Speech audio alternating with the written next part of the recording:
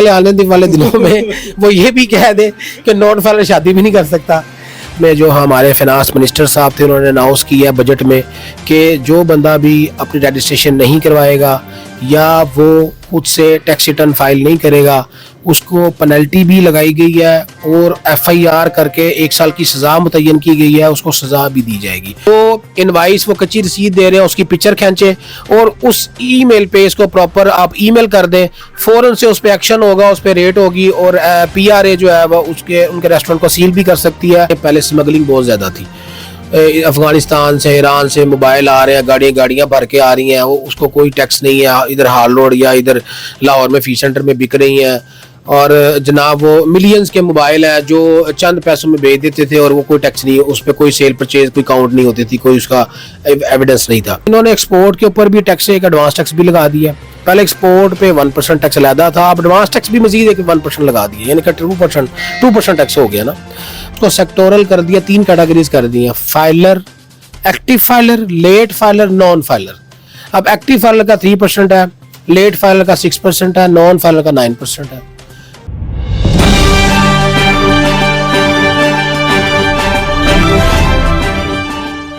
औज़ुबिल्लाहि मिनश्शैतानिर्रजीम, बिस्मिल्लाहिर्रहमानिर्रहीम, अस्सलाम वालेकुम।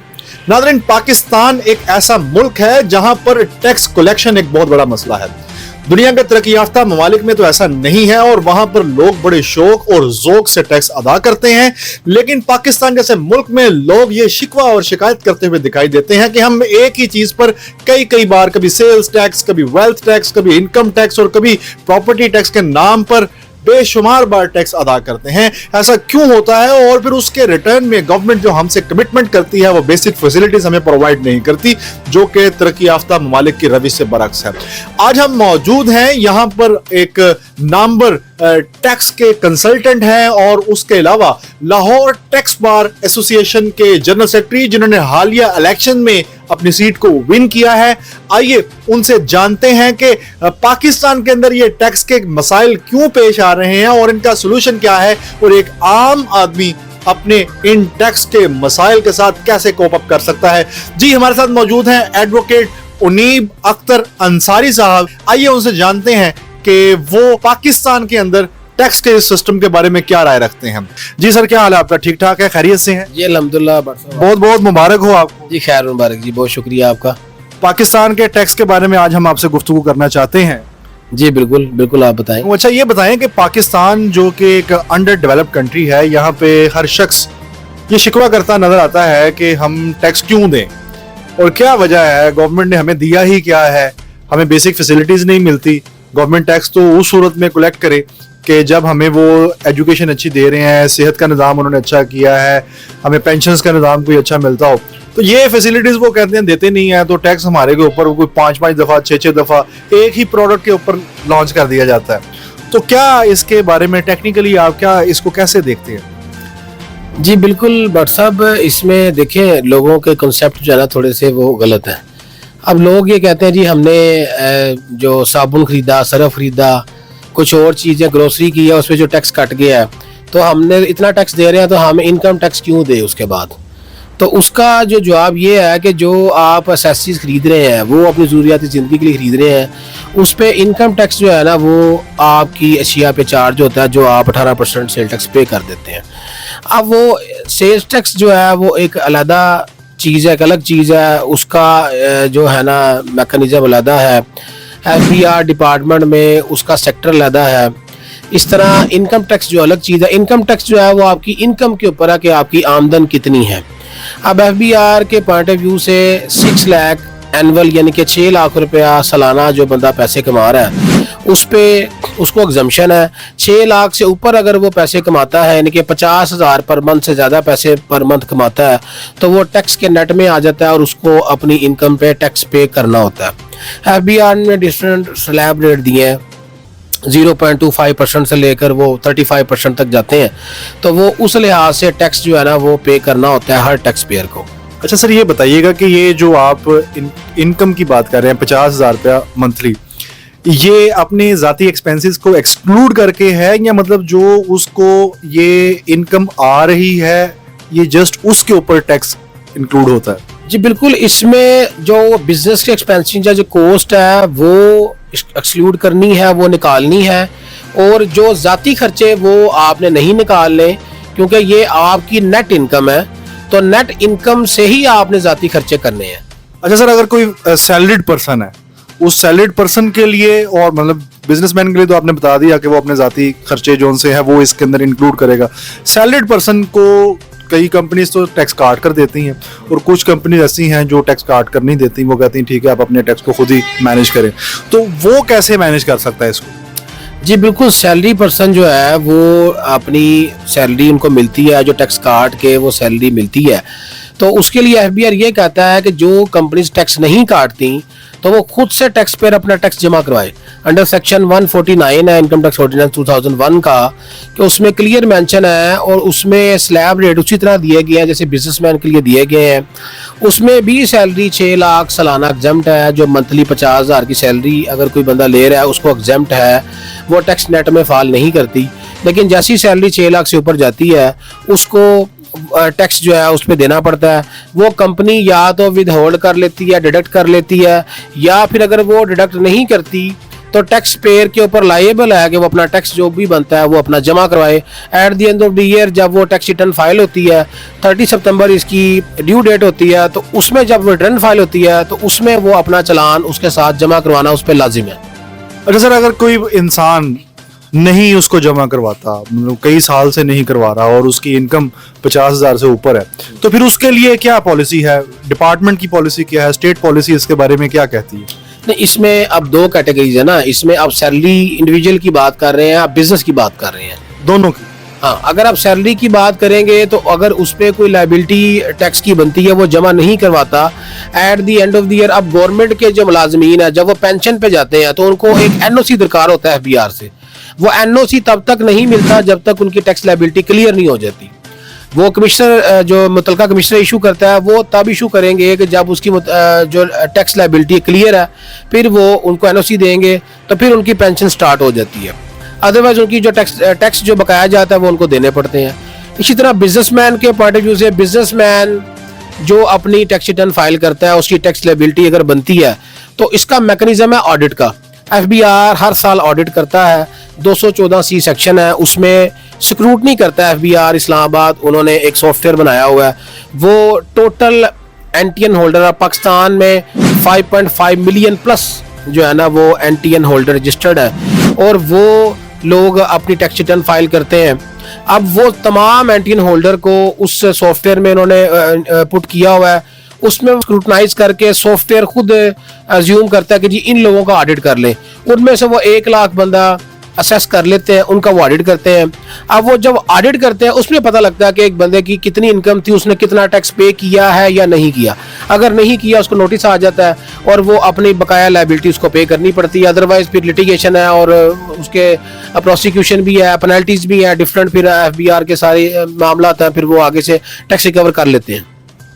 अच्छा, अगर एक बिजनेसमैन है और वो फाइलर ही नहीं है, कई साल से उसने not ever in his life, never ever in his life उसने कभी वो टैक्स रिटर्न फाइल ही नहीं की, ना ही वो रजिस्टर्ड है एफबीआर के रिकॉर्ड में, महकमा उससे कैसे मतलब टैक्स रिकवर कर सकता है? अब देखें बट साहब, बात यह है कि पहले तो सिस्टम था मैनुअल, 2012 तक मैनुअल सिस्टम जाता रहा, रिटर्न एंड मैनुअल थी। टैक्स रिटर्न 12 के बाद ऑनलाइन हो गई, आरएस पोर्टल आ गया। जब से आरएस आया उसमें काफ़ी अपडेशन आ गई है, काफ़ी टेक्नोलॉजी आ गई है, उसमें एक MIS रिपोर्ट आती है, फिर मालूमात का सेक्टर है। अब जितनी भी ट्रांजैक्शन आप 1 मिलियन से ऊपर कर रहे हैं वो मालूमात के सेक्शन में हाईलाइट हो रही है। हर बंदा जो जिसका आईडी कार्ड CNIC बना हुआ है उसका बैंक अकाउंट है, जब वो 1 मिलियन से ऊपर ट्रांजैक्शन कर रहा है उसकी इंटीमेशन एफबीआर को जा रही है, चाहे वो डिपार्टमेंट में रजिस्टर्ड है या नहीं। जी बिल्कुल, चाहे वो डिपार्टमेंट में रजिस्टर्ड है या नहीं रजिस्टर्ड, वो एक नॉन रजिस्टर्ड पर्सन है, आईडी कार्ड CNIC उसके पास है, उसने आईडी अपना बैंक अकाउंट ओपन करवाया CNIC पे, वो 1 मिलियन की ट्रांजैक्शन करेगा, इंटीमेशन एफबीआर को चली जाएगी। इसी तरह वो गाड़ी परचेज करता है, उसकी इंटीमेशन एफबीआर को जा रही है। वो प्रॉपर्टी परचेज कर रहा है, इंटीमेशन एफबीआर को जा रही है। वो कुछ भी पाकिस्तान में एसेट परचेज करता है, इवन के ओपन प्लॉट है, इवन के फाइल्स परचेज कर रहा है सोसाइटीज की, उसकी इंटीमेशन एफबीआर को जा रही है। अगर वो खुद से नहीं बताता तो जिनसे वो काम कर रहा है वो लोग एफबीआर को बताते हैं कि जी हमने फलां बंदे से काम किया, इतना टैक्स हमने इसका होल्ड कर लिया। तो इंटीमेशन एफबीआर को पहुंच जाती है। वो आप चाहे खुद से बताएं, अपने खुद को रजिस्टर करवाएं या ना करवाएं, एफबीआर को सब मालूम है। अच्छा, ये एक मैं अब आपसे, आपके हो सकता है कि आपको ये क्वेश्चन अच्छा ना लगे या शायद आपके इंटरेस्ट के अगेंस्ट हो।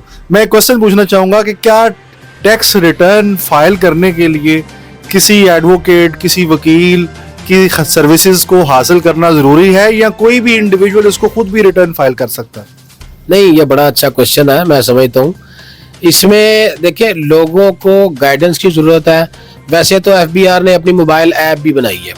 इसमें जिनकी सिंपल रिटर्न है, यानी कि जो हाउस वाइफ है या ऐसे टैक्स पेयर लोग हैं जो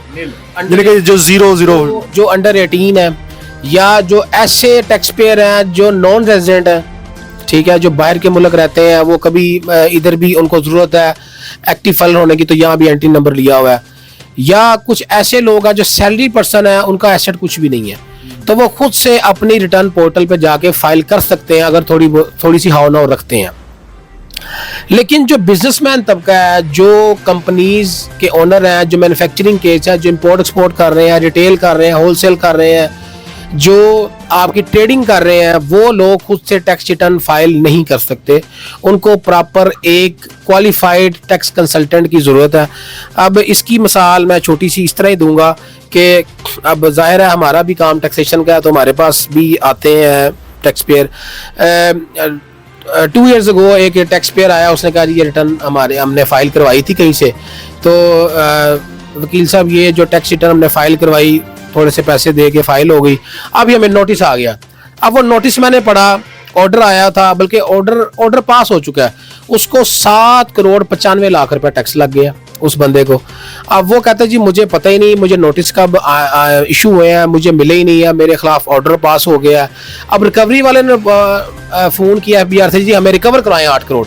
अब वो घर बेचारा सोया हुआ, जागे, उसको रात को कहता है मुझे नींद नहीं आई कि 8 करोड़ मैंने तो कमाए नहीं है, मैं 8 करोड़ कैसे दूं।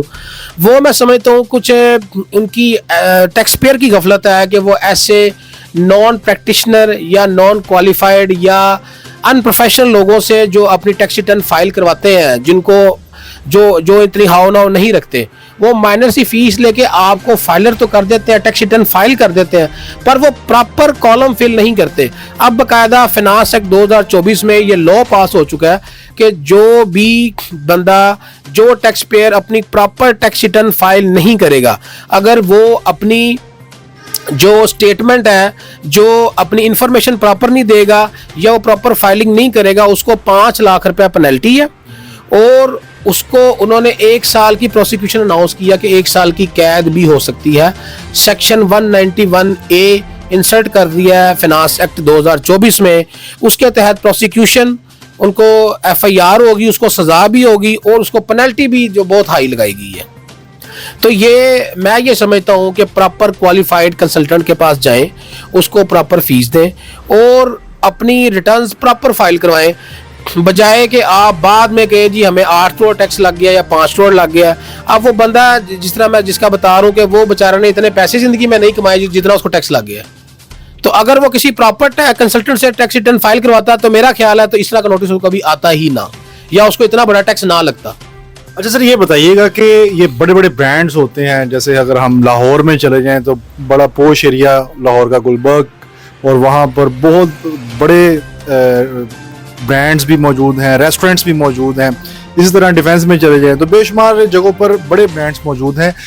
अगर हम वहाँ से शॉपिंग कर लें तो शॉपिंग करने के बाद उसमें वो GST तो ज़रूर काउंट करते हैं बिल के अंदर, लेकिन अगर हम उनसे इनवॉइस मांगते हैं कि जी आप हमें इसकी इनवॉइस दे दें, तो वो देने से वो गुरेजा रहते हैं। इसकी एक तो ये बताएं कि वजह क्या है, और अगर कोई ब्रांड या कोई मतलब रिटेलर ऐसा करता है या कोई अगर हमारे साथ बिजनेसमैन ऐसा करता है तो इसका सोल्यूशन क्या है। वो डेफिनेटली हमने उसका एक टैक्स पे किया है और उसके एंड पर हमने पे किया है, तो उसकी हमारे पास कोई एविडेंस तो होनी चाहिए ना कि उसने आया कि वो गवर्नमेंट को एडजस्ट करवा दिया या नहीं करवाया। अच्छा, इसमें बट साहब दो सेक्टर्स हैं। एक तो शॉपिंग मॉल्स हैं, ब्रांड रिटेलर है जिसपे आप सेल और परचेज कर रहे हैं प्रोडक्ट्स की। एक है रेस्टोरेंट्स। अब जो चीज़ों की परचेज है वो मॉल से करते हैं, वो FBR की कैटेगरी में आता है। अगर अब रेस्टोरेंट्स में खाना खाते हैं, होटलिंग करते हैं, वो PRA की कैटेगरी में आता है। पंजाब रेवेन्यू अथॉरिटी एक इदारा है, जितनी भी सर्विसेज हैं वो पंजाब के सेक्टर के अंडर आती हैं और वो टैक्स कलेक्टर अथॉरिटी है, वो टैक्स कलेक्ट वो कर सकता है, FBR नहीं कर सकता। अब FBR का जो रेट है वो 18% है, PRA का जो रेट है 16% है। अब दोनों की रेट में डिफरेंस है। अब अगर कोई चीज़ परचेज करते हैं वो आपका 18% टैक्स काट लेता है, तो मेरा हाल वो इनवाइस आपको लाजमी देगा। ऐसा नहीं है कि वो आपका टैक्स सेल टैक्स काट ले और इनवाइस ना दे। हाँ, कुछ इस तरह की कंप्लेंट्स आई हैं कि कुछ रेस्टोरेंट पे आप लोगों ने, हम लोगों ने या कुछ टैक्स पेयर ने खाना खाया है और उन्होंने जो 16% पंजाब सेल्स टैक्स काट लिया, पर उन्होंने इनवाइस प्रॉपर जो POS इनवाइस नहीं दी। अब उन्होंने कच्चा बिल बना के, रफ सा बना के दे दिया। उन्होंने कहा जी ठीक है, आपका टैक्स पे हो गया, हालांकि वो टैक्स पे नहीं हुआ।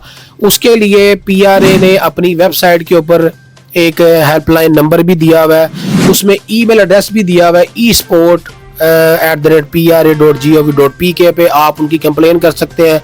जो इनवाइस वो कच्ची रसीद दे रहे हैं उसकी पिक्चर खींचें और उस ईमेल पे इसको प्रॉपर आप ईमेल कर दें, फ़ौरन से उस पर एक्शन होगा, उस पर रेट होगी और PRA जो है वह उनके रेस्टोरेंट को सील भी कर सकती है या उनको रजिस्ट्रेशन भी करेगी और उनको पिछली पेनल्टीज भी डालेगी। जब से वो अपना रेस्टोरेंट चला रहे हैं और उन्होंने PST पंजाब सेल टैक्स नहीं अदा किया तो वो भी उनसे वो रिकवर करेंगे। और अब बात आती है दूसरी मॉल्स की, रिटेल की, परचेजिंग की, तो उसमें अगर वो कोई भी ब्रांड आपसे सेल टैक्स ले रहा है तो मेरा नहीं ख्याल कि वो आपकी इनवाइस नहीं देगा, वो इनवाइस लाजमी देगा। अच्छा, ये एक और कंफ्यूजन है। कुछ रेस्टोरेंट्स ऐसे हैं कि अगर हम वहाँ पर कार्ड से कोई पेमेंट करते हैं तो वो 5% टैक्स चार्ज करते हैं और अगर हम कैश पेमेंट करते हैं तो वो तकरीबन कोई 16% के राउंड अबाउट चार्ज करते हैं। इसकी ये तो बताएं कि वजह क्या है और फिर उसको हम मैनेज कैसे कर सकते हैं। मतलब ये कि अगर हम कैश पे हमें क्यों नहीं वो परसेंटेज मिलती, इसके पीछे क्या लॉजिक है? इसके पीछे लॉजिक ये है कि लोगों की जो एक्सपेंसेस है और रेस्टोरेंट की सेल का अंदाज़ा महकमे को नहीं होता। महकमे की और रेस्टोरेंट की सेल को टैगल करने के लिए डिपार्टमेंट ने ये अपॉर्चुनिटी दिया कि आप अपनी कार्ड से अगर रेस्टोरेंट में या होटलिंग करते हैं तो आपको 5% टैक्स चार्ज होगा, अगर कैश पे करते हैं 16% होगा। तो इसी बेनिफिट को लेने के लिए मैक्सिमम लोग कार्ड से अपनी रेस्टोरेंट की जो है ना खाना खाते हैं या होटलिंग करते हैं। अब उससे दो फायदे हैं। एक तो टैक्स पेयर को ये फायदा है कि वो कार्ड से जब वो करता है तो उसको प्रॉपर इनवाइस भी मिल जाती है और डिपार्टमेंट को ये फायदा है कि जब उनकी जो सेल बुक हो जाती है तो वो उनके बैंक में चली जाती है। आपके बैंक से एंट्री डेबिट होगी, उनके बैंक में एंट्री क्रेडिट हो गई, तो पेमेंट यहाँ से निकल के वहाँ जाती है। एक तो वो रिटर्न हो जाता है, एक आपकी हार्ड कॉपी में चीज़ आ जाती है, एविडेंस हो जाता है, प्रूफ आपको मिल जाता है, ताकि डिपार्टमेंट को सेल बुक करने में आसानी होती है कि जी इसकी सेल कितनी है। जाहिर है जितना भी बैंक में क्रेडिट आ रहा है महकमा उसको टर्नओवर काउंट करता है कि ये आपकी सेल है। वो आप किसी से लोन ले रहे, किसी से गिफ्ट ले ले या कोई भी चीज़ है, वो कंपनी अकाउंट में गिफ्ट वगैरह चीज़ें नहीं चलती, उसको एविडेंस के तौर पे प्रूफ करना पड़ता है। अदरवाइज जितनी क्रेडिट एंट्रीज है डिपार्टमेंट उसको आपका टर्नओवर या सेल ही काउंट करता है। अच्छा, ये बताएं कि जो PTA अप्रूव्ड मोबाइल फ़ोन्स हैं, पहले तो ऐसा नहीं होता था कि मतलब आप बाहर से फ़ोन लेके आते हैं पाकिस्तान में तो आपको उसको PTA से अप्रूव करवाना पड़े। अच्छा, अब यहाँ पर पाकिस्तान में आपको पता है कि 2 नंबर चीज़ पहले आती है फिर 1 नंबर बाद में आती है, तो PTA अप्रूव मोबाइल्स का भी एक तोड़ निकाल लिया गया है, वो बाईपास करवा लिया जाता है और फिर वो मतलब टैक्स के पे किए बगैर ही उस आईफोन के ऊपर जो है ना वो सिम्स वगैरह चलना स्टार्ट हो जाती हैं और फिर वो आईफोन लोग यूज़ करना स्टार्ट कर देते हैं। अच्छा, ऐसी प्रैक्टिसेस को मतलब काउंटर करने के लिए महकमे की कोई पॉलिसी है? अगर है तो ज़रा काइंडली हमारे नाज़रीन को बताएं। इसमें देखें, जो जो गवर्नमेंट के इदारे हैं, जो अथॉरिटीज़ है, उनका काम था लॉ बनाना और इम्प्लीमेंटेशन करवाना। अब उन्होंने लॉ बनाया है कि ये पीटीए अप्रूव करवाएं, जितने मोबाइल्स आ रहे हैं। देखें पहले स्मगलिंग बहुत ज़्यादा थी, अफ़गानिस्तान से, ईरान से मोबाइल आ रहे हैं, गाड़ियाँ भर के आ रही हैं, वो उसको कोई टैक्स नहीं है। इधर हाल रोड या इधर लाहौर में फी सेंटर में बिक रही हैं, और जनाब वो मिलियंस के मोबाइल हैं जो चंद पैसों में बेच देते थे, और वो कोई टैक्स नहीं, उस पर कोई सेल परचेज कोई काउंट नहीं होती थी, कोई उसका एविडेंस नहीं था, कोई टैक्स गवर्नमेंट को नहीं जा रहा था। अब ये जब जो कदगन है, ये जो लगा है पीटीए का, उस पर कम अज़ कम वो टैक्सेस गवर्नमेंट को जा रहा है। उनको पता लगता है इतने मोबाइल परचेज हो गए हैं और इतने मोबाइल पे टैक्स पे हो गया, इतनी कस्टम ड्यूटी भी लग गई है और इतना टैक्सेस भी पे हो गया। अब उसको काउंटर करने के लिए ज़ाहिर है डिपार्टमेंट ने फोर्स बनाई है, उसमें उन्होंने रिकवरी ऑफिसर भी बनाए हैं, फिर फोर्स बनाई है, फिर उसमें ऑपरेशनल फोर्स है जो जाके मार्केट्स में जगह जगह चेक करती है। कस्टम ऑफिसर हैं जो चलती गाड़ियों को रोक के उनका डाटा चेक करते हैं, उनकी जीडीज चेक करते हैं, चाहे वो मोबाइल हो या कुछ भी आइटम्स हैं तो वो जीडी वगैरह डाटा चेक करते हैं, अगर वो नहीं होता तो वो सील कर देते हैं। अच्छा चलिए, मोबाइलों को तो इस तरह से वो ब्लॉक कर देते हैं, वो मतलब सिम उसमें चूंकि यूज़ होनी होती है। इतनी बड़ी मिकदार में कंप्यूटर्स हैं, आईटी से रिलेटेड बेशुमार सामान है, फोटोकॉपियर्स हैं, प्रिंटर्स हैं, मतलब इस तरह का जो इक्विपमेंट, जो आईटी बेस्ड इक्विपमेंट है, राउटर्स हैं और नेटवर्किंग से रिलेटेड बहुत बड़ा सामान है, वो पाकिस्तान में जब आता है तो मतलब उसके ऊपर तो किसी किस्म का कोई चेक नहीं है। ये ओनली मोबाइल फ़ोन्स हैं जिनके ऊपर मतलब पीटीए ने इतनी सख्त कर दी है अपनी पॉलिसी कि वो आम बंदे की पहुंच में वो मोबाइल जो 25-30 हज़ार रुपये का मिल जाता था, अब वो तकरीबन कोई 1 लाख रुपए के आसपास उसकी कीमत चली गई है। और उसकी बड़ी वजह जो सी है वो पीटीए की जानिब से लगाई गई ऐसी सख्त पॉलिसी है। इससे पाकिस्तान का फ़ायदा हो रहा है या नुकसान हो रहा है? नहीं, इससे पाकिस्तान का देखिए अल्टीमेटली फायदा हो रहा है। पाकिस्तान को मिलियंस का रेवेन्यू इकट्ठा हो रहा है, उनको टैक्सेस जा रहे हैं, कस्टम ड्यूटी लादा जा रही है, इनकम टैक्स लादा जा रहा है, सेल टैक्स लादा इकट्ठा हो रहा है। जो है ना, अल्टीमेटली पाकिस्तान को तो रेवेन्यू जनरेट हो रहा है, फायदा ही हो रहा है। लेकिन देखें अब बात ये है कि जो आप बात कर रहे हैं ना, प्रिंटर वगैरह चीज़ें, एसेसरीज हैं, ये रोज़मर्रा की अशिया इस्तेमाल में नहीं आती हैं। ये तो ज़ाहिर है 100 में से 10 लोगों को यूज़ इस्तेमाल में आती है। मोबाइल हर बंदे की ज़रूरत है, हर बंदे ने यूज़ करना है। तो वो अब मोबाइल इतना महंगा, इतनी कॉस्टली है, 3-3, 4-4 लाख का मोबाइल है। तो अगर वो 4 लाख का कोई बंदा मोबाइल ले सकता है, ज़ाहिर है वो टैक्स भी पे कर सकता है। ईरान से तो पेट्रोल भी पाकिस्तान के अंदर बहुत बड़ी मिकदार के अंदर स्मगल हो रहा है। अब ये बॉर्डर के ऊपर जो स्मगलिंग है ये कंट्रोल करना तो डेफिनेटली अदारों का काम है, मतलब जो हमारे सिक्योरिटी फोर्सेस हैं, जो हमारे जो बॉर्डर को डील करने वाली जो फोर्सेस हैं, उनका काम है। मतलब बजाय इसके कि इसका बोझ अवाम पे डाला जाए, क्या वहां पर अपना चेक एंड बैलेंस बेहतर करके अवाम को रिलीफ नहीं दिया जा सकता? नहीं, बिल्कुल दिया जा सकता है। उसमें सिक्योरिटी फोर्सेस काम कर रही हैं, पीछे इन्होंने बहुत सख्ती की है। देखिए पहले आपको मार्केट्स में बहुत ज़्यादा चाइना का सामान नज़र आ रहा था और बहुत ज़्यादा इंपोर्टेड मटेरियल नज़र आ रहा था, लेकिन अब नज़र नहीं आ रहा। क्यों नहीं नज़र आ रहा? कि सख्ती कर दी है इन्होंने पोर्ट्स पे और आपके बॉर्डर पे, इतनी सख्ती कर दी है कि कोई चीज़ चेक हुए बगैर या कस्टम ड्यूटी दिए बगैर नहीं जा रही। पहले तो अंधाधुंध चीज़ें आ रही थी, जा रही थी, वो कोई ऑफिसर वहाँ था नहीं था, सिक्योरिटी फोर्सेस भी ज़्यादा वीक थी। अब जब से इन्होंने ये अफगानियों पे और जो ईरान पे जो सख्ती की है बॉर्डरों पे, और वहाँ से कोई चीज़ चेक हुए बगैर नहीं मिल रही, इसी वजह से कि वो एक तो वो डॉलर जो है वो इसलिए कंट्रोल में आया कि वहाँ से इम्पोर्टेड चीज़ें आना बंद हो गई हैं, और जो पाकिस्तान की करेंसी थी वो जो डिवैल्यू हो रही थी वो भी रुक गई है। डॉलर भी जो इसी वजह से वो अपना स्टेबल हुआ है कि वो जो मटेरियल आ रहा था अब वो मटेरियल नहीं आ रहा, क्योंकि ज़ाहिर है मटेरियल आता था, डॉलर बाहर जाता था। मैं आपसे ये चीज़ जानना चाहूँगा इकोनॉमिक्स के स्टूडेंट की हैसियत से। एक तरीका तो मतलब डॉलर को स्टेबल करने का ये है कि आप अपनी स्मगलिंग कंट्रोल कर लें, मतलब ये एक अप्रिशिएबल काम है, इसको करना चाहिए। लेकिन दूसरा तरीका जो कि एक तो ये कि अब आपके मुल्क से डॉलर बाहर नहीं जाना चाहिए, दूसरा तरीका ये है कि आपके मुल्क में डॉलर आना चाहिए। अब डॉलर पाकिस्तान के अंदर तभी आ सकता है जब हमारी एक्सपोर्ट्स बढ़ेंगी। अब हमारी जो एक्सपोर्ट इंडस्ट्री है पाकिस्तान की मुकम्मल, आप देखें फैसलाबाद हब है, बहुत बड़ा हब है एक्सपोर्ट का। आई थिंक कि पाकिस्तान का सबसे बड़ा एक्सपोर्ट का जो हब होगा पाकिस्तान के तमाम शहरों के अंदर वो फैसलाबाद है। वो सारी इंडस्ट्री बंद हो गई है। आप समझते हैं कि इससे पाकिस्तान का फायदा हुआ या नुकसान हुआ है? गवर्नमेंट को चाहिए मीनवाइल, जैसे इन्होंने स्मगलिंग को फोकस किया है, मीनवाइल फैसलाबाद की जो इंडस्ट्री बंद हुई है, इसी तरह सियालकोट के जो हमारे ताजरान हैं बड़े बुरी तरह से डैमेज हुए हैं, कराची के ताजरान बड़े मुश्किल हालात फेस कर रहे हैं, तो उन तमाम लोगों को भी फैसिलिटेट करना चाहिए, साथ साथ उनके लिए कोई मतलब ऐसी पॉलिसीज बनानी चाहिए जो कारोबार दोस्त हों, जो बिजनेस फ्रेंडली पॉलिसीज जिसको कह सकते हैं आप, वो होनी चाहिए। उस हवाले से कोई गवर्नमेंट ने कोई गुज़श्ता दिनों में कुछ काविश की है या कोई काम किया है, कोई ऐसी पॉलिसीज आपने देखी है? जी बिल्कुल, गवर्नमेंट तो कोशिश करती रहती है। ताजर दो स्कीम भी इंट्रोड्यूस करवाई है, SRO 350 आया सेल टैक्स का, वो भी बड़ा चेक एंड बैलेंस लगाया है। फ्लाइंग फेक इनवाइसेस को रोकने के लिए इन्होंने बहुत कुछ एफर्ट किया है। रेवेन्यू जनरेट करने के लिए, टैक्सेस इकट्ठा करने के लिए बड़ी एफर्ट किया। गवर्नमेंट तो बड़ा काम कर रही है, FBR तो बड़ा काम कर रहा है इसके ऊपर। लेकिन अब जाहिर है इन लोगों को आदत पड़ी है जो पुरानी, तो वो मुश्किल सी जाती है। लेकिन अब ये है कि एक्सपोर्टर के लिए मैं समझता हूँ बिल्कुल उनको काम करने की ज़रूरत है। एक्सपोर्टर को फैसिलिटेट करें, उनको ऐसा माहौल मुहैया करें कि वो एक्सपोर्ट ईजी कर सकें। हमारी सबसे बड़ी इंडस्ट्री मैं समझता हूँ पाकिस्तान में सियालकोट है।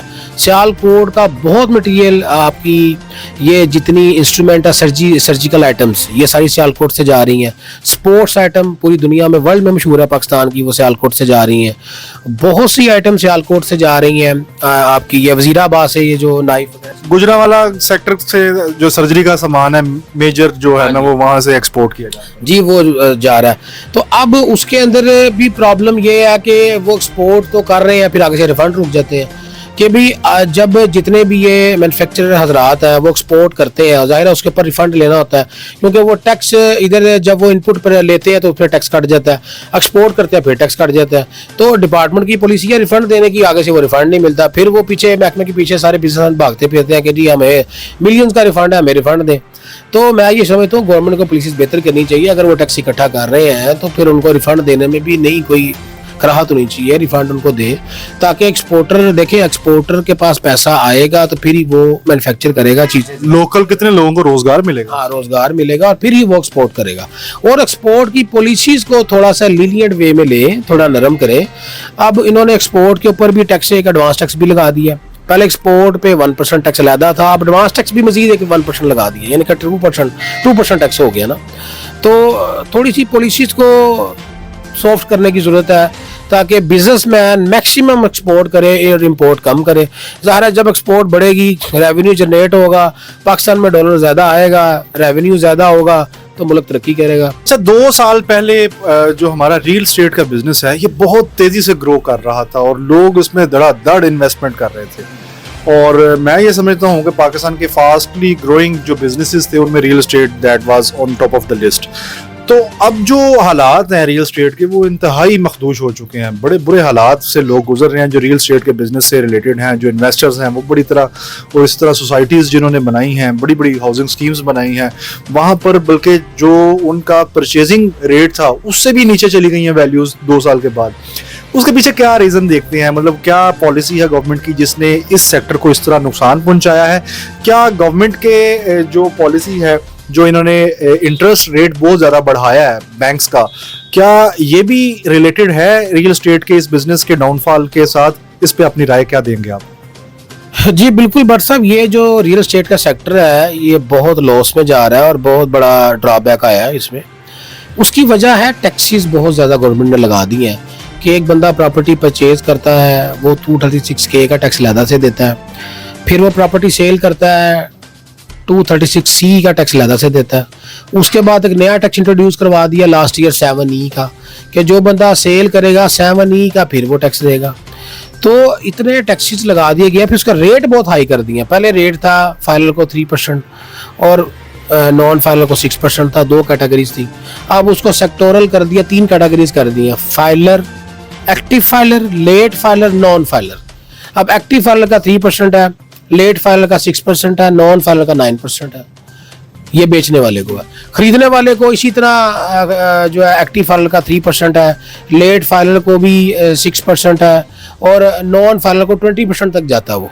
तो उसके भी स्लैब रेट है डिफरेंट प्रॉपर्टीज पे, मतलब उसमें 50 मिलियन है, 100 मिलियन है, इस तरीके से। तो मैं ये समझता हूँ इतने टैक्सेस हाई लगा दिए हैं। अब 20% tax is a too much high. यानी कि लाहौर में मिनिमम प्रॉपर्टी अगर आप ले लें को 2 करोड़ से कम तो प्रॉपर्टी को प्लाट, छोटा सा प्लाट आप 5 मरले का भी ले लें 2 करोड़ से कम नहीं होगा। तो 2 करोड़ पे 40 लाख रुपए टैक्स, क्या कोई ये कोई जवाब है देने का?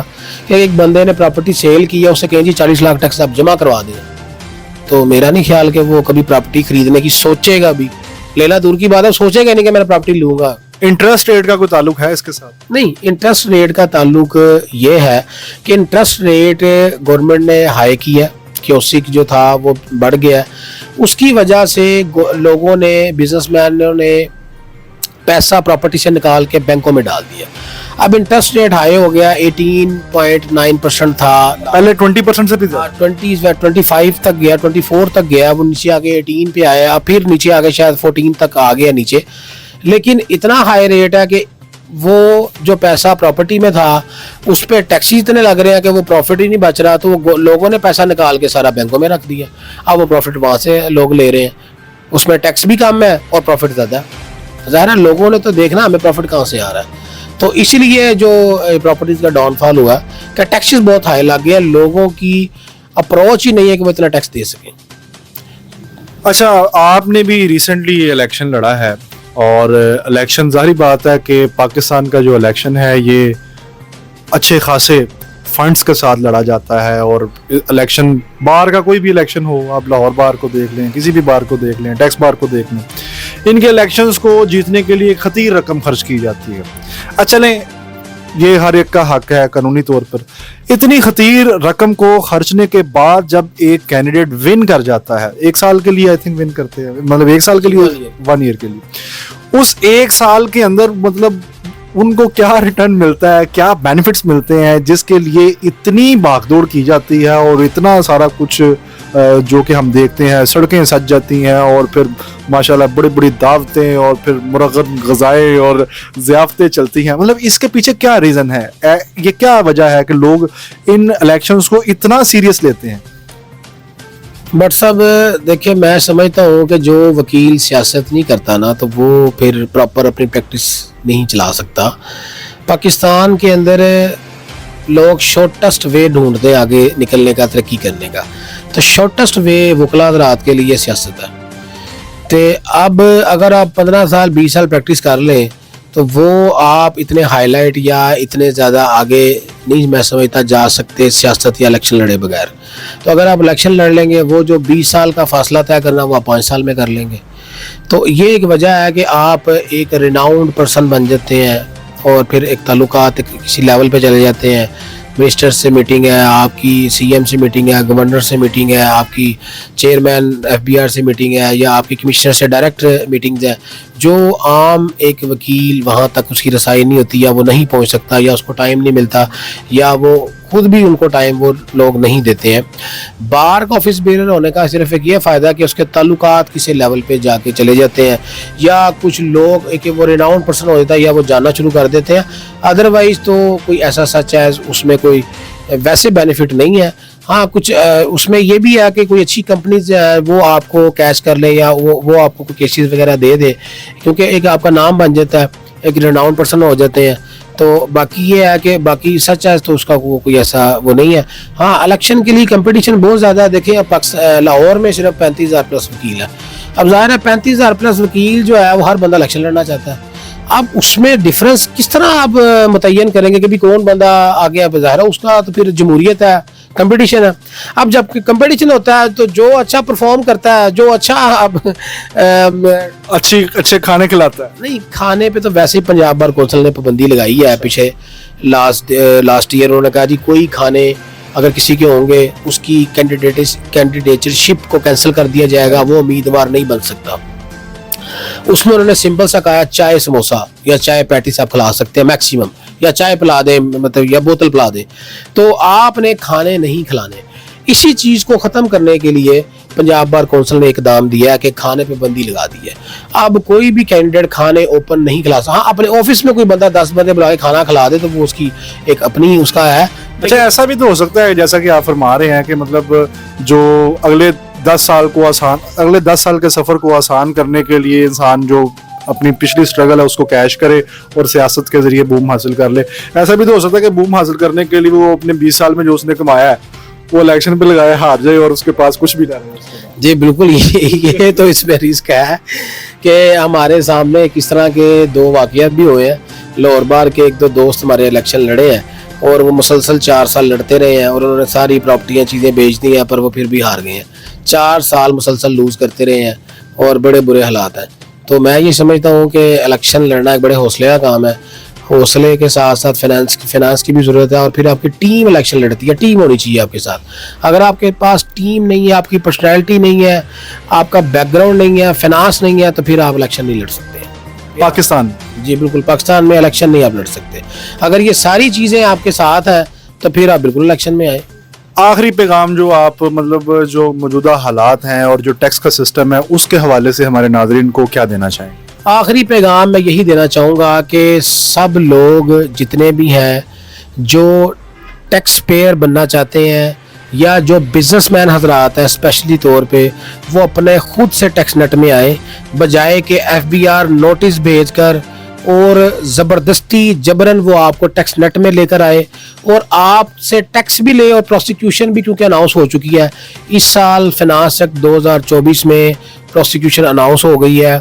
उसमें जो हमारे फिनांस मिनिस्टर साहब थे उन्होंने अनाउंस किया बजट में कि जो बंदा भी अपनी रजिस्ट्रेशन नहीं करवाएगा या वो खुद से टैक्स रिटर्न फाइल नहीं करेगा, उसको पेनल्टी भी लगाई गई है और FIR करके 1 साल की सज़ा मुतय्यन की गई है, उसको सज़ा भी दी जाएगी। पहले कभी ऐसा नहीं हुआ कि FIR की गई हो टैक्स पेयर के या उसको सज़ा का अनाउंस किया गया, बल्कि अब उन्होंने नॉन रजिस्ट्रेशन पर्सन को प्रॉपर 1 साल की सज़ा अनाउंस कर दी गई है और 5 लाख रुपया पेनल्टी अनाउंस की गई है अगर कोई बंदा खुद से रजिस्टर नहीं होता और वो जानबूझ के बिजनेस भी कर रहा है, एसेट भी बना रहा है, प्रॉपर्टीज खरीद रहा है, गाड़ियां भी खरीद रहा है, टर्नओवर भी उसका अच्छा खासा है, बैंक में बैलेंसेस भी है, तो महकमा उसको पेनल्टी भी लगाएगा, प्रोसिक्यूशन भी देगा। फाइलर होने के कोई फ़ायदे भी हैं? फाइलर होने के बहुत से फ़ायदे हैं, बल्कि फ़ायदे हैं ही फाइलर होने के। नॉन फाइलर होने के तो नुकसान ही नुकसान है। फाइलर होने के देखें जी, अब तो मैंने पहले बताया कंडीशन लगा दी गई है, किसी नॉन फाइलर का बैंक अकाउंट नहीं खुल सकता, कोई नॉन फाइलर गाड़ी परचेज नहीं कर सकता, कोई नॉन फाइलर प्रॉपर्टी परचेज नहीं कर सकता, लैंड परचेज नहीं कर सकता, कोई नॉन फाइलर अब तो इवन के सक्सेशन सर्टिफिकेट भी नहीं मिल रहा, इवन के नॉन फाइलर कुछ भी नहीं कर सकता। कुछ तो कर सकता हो सकता है अगले आने वाले दिनों में वो ये भी कह दे कि नॉन फाइलर शादी भी नहीं कर सकता। तो ये सुना था हमने, ऐसा सुना था। अभी मैं ये समझता हूँ कि फाइलर होने का बहुत बेनिफिट है कि आप अगर फाइलर होते हैं, आपकी प्रॉपर्टी सबसे पहले वाइट है, आपको सुकून की नींद आएगी कि भाई आपने प्रॉपर्टी अपनी डिक्लेयर की है, अपनी इनकम डिक्लेयर की है, चीज़ें डिक्लेयर की है, प्रॉपर टैक्स दिया है, आपको FBR से कोई खतरा नहीं है। तो मेरा नहीं ख्याल कि डिक्लेयर करने से कोई प्रॉब्लम नहीं है, आप डिक्लेयर करें, उसके ऊपर जो टैक्स बनता है वो दें और सुकून है, आपको सुकून की नींद आएगी और इजी आप फील करेंगे और जनाब इसमें आपका ही फायदा है, महकमे का भी फायदा है। जी बहुत शुक्रिया। जी हाँ नाज़रीन, आपने जैसा कि जाना कि किस तरह से टैक्स अदा करना हमारे लिए बेनिफिशियल है और किस तरह से टैक्स की अदायगी हमारे लिए ना सिर्फ ये कि यूजफुल होती है, हमारे मुल्क को फायदा देती है, और एक आम आदमी किस तरह टैक्स के सिस्टम के अंदर अपने आप को एडजस्ट करते हुए टैक्स के बेनिफिट्स को हासिल कर सकता है। आज के इस प्रोग्राम के अंदर हम आपकी खिदमत में यही इंफॉर्मेशन लेकर हाजिर हुए थे। हमेशा अपने टैक्स की बरवक्त अदायगी से, टैक्स रिटर्न की बरवक्त अदायगी से एक जिम्मेदार शहरी होने का सबूत दीजिए ताकि हमारा मुल्क हकीकी मायनों में तरक्की के रास्ते पर गामजन हो। शाद रहें, आबाद रहें, हमेशा पाकिस्तान और आलम इस्लाम की सरबुलंदी में अपना किरदार अदा करें। चैनल 121 की जानिब से इंजीनियर फहीम अरशद की जानिब से अस्सलाम वालेकुम, पाकिस्तान जिंदाबाद।